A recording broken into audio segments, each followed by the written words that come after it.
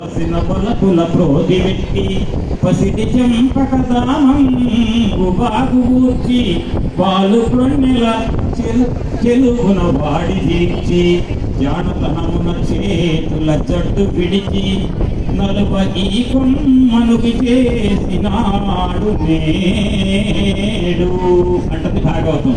ఏంటో తెలుసా? జాగ్రత్తగా వినండి.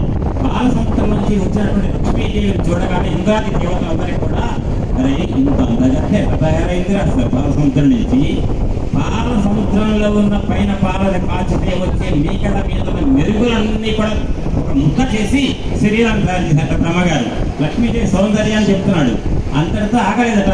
సన్నటి నడుముంటే స్త్రీమూర్తికి అందం సౌందర్యం ఉంటుంది. అది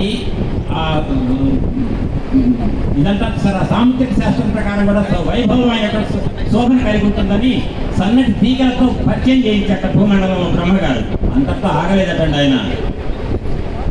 తెల్లవారుజామున సరస్సుల్లో వచ్చే సంపన్న తామర పువ్వుల నుంచి వచ్చిన వాసన కూడా అమ్మ శరీరానికి పట్టేట్టు చేసేట. మీకు ఇంకొక మాట సౌందర్యం చదువుతారుగా బాగా. మీరు గొప్ప విషయం చెప్పనా? అమ్మవారికి అందరూ పూలు కొనుక్కుంటారు, మల్లె పూలు పెట్టుకుంటారు.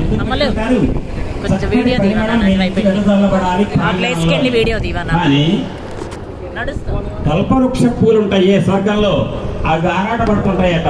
ఎప్పుడు లలితమ్మ కొప్పులోకి పోదామా అని.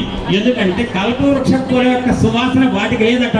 అమ్మవారి కొప్పులోకి వెళ్తే అమ్మవారి కొప్పు యొక్క సహజ సౌగంధం ఉంటుంది. దాన్ని దొంగతనం చేయాలని చెప్పి కల్పవృక్ష పుష్పాలు ఎప్పుడెప్పుడు లలితమ్మ యొక్క కుప్పలోకి దూరదామా చూస్తుంటాయట. అంతటువంటి సౌగంధ పరిమళాన్ని మొత్తాన్ని కూడా ఆ పిలవత సరస్సు నుంచి అంటగట్టాడటండి బ్రహ్మగారు. ఇకట ఇంత చేసినా కూడా అందానికి తృప్తి తీరక నెలపొడుకుంటే మీకు తెలుసు కదా, పాడ్యమి తర్వాత అమావాస్య తర్వాత పాడ్యమి తర్వాత వచ్చే విజయ నాడు కనిపిస్తాడు చంద్రుడు ఒక రేఖ. ఆయన యొక్క అందాన్ని గీరి ఈ లక్ష్మీదేవికి ఫినిషింగ్ టచ్ ఇచ్చాట. ఫినిషింగ్ టచ్ అంటే మీకు ఈ రోజుల్లో ఏం చెప్పాలంటే, ఇది పెళ్ళికి పెడతారు చూడండి, అదుతారు కదా, మేకప్ అని కాకుండా